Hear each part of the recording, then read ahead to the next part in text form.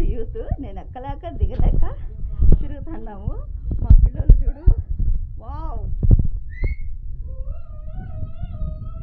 బయట ఒక పాట పాడతావా? పాట పాడు. జలములలో బడి నే వెళ్ళినా